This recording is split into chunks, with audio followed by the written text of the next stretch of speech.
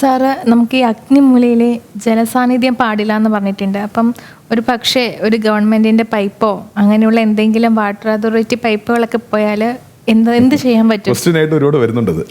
അതെങ്ങനെയെന്ന് വെച്ച് കഴിഞ്ഞാൽ അതാ പറഞ്ഞേ, വീഡിയോ 1-2 വട്ടം നന്നായിട്ട് കാണുക. ഞാൻ അഗ്നിയെ സാന്നിധ്യം ഉണരേണ്ട ഇടത്ത് ജലസാന്നിധ്യം കൊണ്ടുവരരുതെന്ന് പറഞ്ഞു. പക്ഷെ ഇതെങ്ങനെയാണ്? ശരി, ഇപ്പോൾ അഗ്നിമൂലയിൽ ഒരു കിണർ, അഗ്നിമൂലയിൽ ഒരു സെപ്റ്റിക് ടാങ്ക്, അഗ്നിമൂലയിൽ ഒരു കുഴി, ഇതെല്ലാം സ്ഥായിയായ ജലസാന്നിധ്യത്തിനെ കുറിക്കുന്നു. ഹൈറ്റ് ആൻഡ് വെയിറ്റ് ബേസിൽ അവിടെ കുഴി വരാനും പാടില്ല. കാരണം നമ്മുടെ ഡിഗ്രി പ്രകാരം അവിടെ 135 വരുന്ന ഡിഗ്രിയാണ്.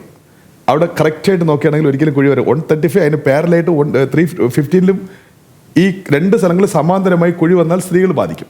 ഇതിനെയാണ് ആഗ്നേയ വായു മൂലം എന്ന് പറയുന്നത്.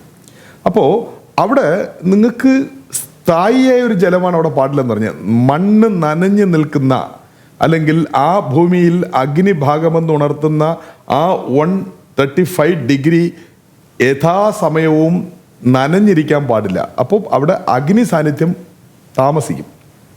അപ്പം ആ വീട് അതിൻ്റെ അഗ്നി തന്മയെ നശിപ്പിക്കുന്നു സ്വയം. പക്ഷേ ചിലർ അതുവഴി പൈപ്പ് പോയാൽ, പൈപ്പ് ഒരു പ്ലാസ്റ്റിക്കിൻ്റെ ഉള്ളിലോട്ട് പോയില്ലേ, അതേപോലെ തന്നെ അതേ ഭൂമിക്ക് താഴെ ഒരുപാട് ജലസ്രോതസ്സുകളുണ്ട് അല്ലേ? ഭൂമിക്ക് താഴെ ഊറ്റുണ്ടല്ലോ. ഇതല്ല ഞാൻ ഈ പറഞ്ഞത്. രണ്ടാമത് മഴ പെയ്യുന്നു, ഒരു മഴക്കാലമാണ്, അവിടെ ഒരു 2 മാസത്തേക്ക് വെള്ളം നിറഞ്ഞു കിടക്കും, വേറെ വഴിയില്ല. ഇതല്ല നിങ്ങൾ വാസ്തുവിലോട്ട് എടുക്കേണ്ടത്. അത് ജലം വീഴുകയും വറ്റുകയും ഉണങ്ങുകയും ചെയ്യും. ഈ പൈപ്പിലൂടെ വെള്ളം കടന്നു പോവുകയും ചെയ്യും.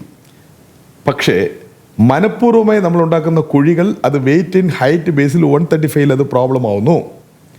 അത് കഴിഞ്ഞ് രണ്ടാമത് സ്ഥായിയായ ഒരു ജലസാന്നിധ്യമാണ്. അവിടെ മാത്രം കണ്ടുവരുന്ന ജലസാന്നിധ്യം, മഴ പാരലായിട്ട് എല്ലായിടത്തും ഉണ്ടാവും. അവിടെ മാത്രം ആ വീട് എവിടെയാണ് ഒരു ചതുരം ഉണരുന്നത് അവിടെ വാസ്തു വർക്കൗട്ട് ആവുന്നു.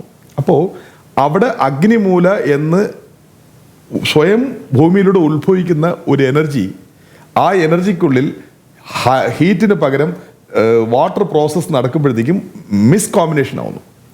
ഇതിലൂടെ ആ ഭൂമി തൻ്റെ അഗ്നി തന്മയെ സ്വയം നശിപ്പിക്കുന്നു.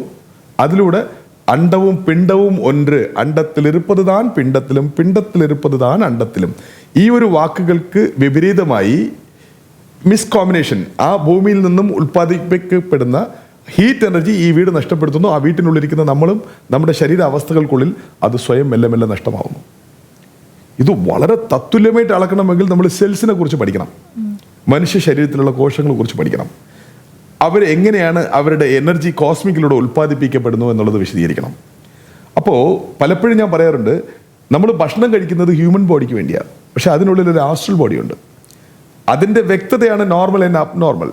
അപ്പോൾ ആസ്ട്രൽ ബോഡിയുടെ ഭക്ഷണം എന്ന് പറഞ്ഞാൽ കോസ്മിക് എനർജിയാണ്. ഈ കോസ്മിക് എനർജി സൂര്യവെളിച്ചത്തിലാണ്. സൂര്യവെളിച്ചത്തിൽ ഉണ്ടാകുന്ന ഇൻഫ്രാറെഡ്, സൂര്യവെളിച്ചത്തിൽ ഇൻഫ്രാറെഡ് ഉണ്ട്, അൾട്രാ വയലറ്റ് ഉണ്ട്, ഗാമ റേസ് ഉണ്ട്, എക്സ്ട്രാ റേസ് ഉണ്ട്, വിസിബിൾ ലൈറ്റ്, റേഡിയോ തരംഗങ്ങൾ എല്ലാം മിക്സായി വരുന്ന എനർജിയാണിത്. അല്ലെങ്കിൽ രാവിലെ ഇൻഫ്രാറെഡിൻ്റെ സാധ്യത കൂടുതലായതുകൊണ്ടും കോസ്മിക് സപ്പോർട്ട് ബ്രഹ്മമുഹൂർത്തം പോലത്തെ സമയങ്ങളിൽ കൂടുതൽ ഉൽപ്പാദിപ്പിക്കപ്പെടുന്നത് കൊണ്ടും അത് കടന്നു വരാനുള്ള ദൃശ്യമായ വാതിലുകൾ നമ്മൾ മനഃപൂർവ്വമായി ഉണ്ടാക്കി ആ വീടിനെ വാസ്തുയോഗ്യമാക്കി എടുക്കേണ്ടതാണ് ഒരു ടെക്നീഷ്യൻ്റെ കടമയും ആ വീട്ടിൽ വസിക്കുന്നവരുടെ ഉത്തരവാദിത്വവും.